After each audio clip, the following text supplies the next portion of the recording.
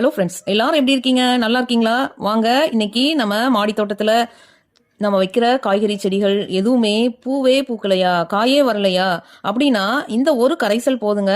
வீட்டிலேயே சுலபமா தயாரிக்கலாம். 100% ஆர்கானிக்கான முறையில இந்த ஃபெர்டிலைசர் செடிகளை வேகமா வளர செய்யும். நல்லா உங்களுக்கு நிறைய காய்கள் காய்க்க இது பயன்படுது. அப்படிப்பட்ட ஃபெர்டிலைசர் எப்படி தயாரிக்கலாம் அப்படின்றத பார்க்கலாம் வாங்க. இந்த வீடியோவை ஸ்கிப் பண்ணாம கடைசி வரைக்கும் பாருங்க ஃப்ரெண்ட்ஸ். வாங்க வீடியோக்குள்ள போலாம்.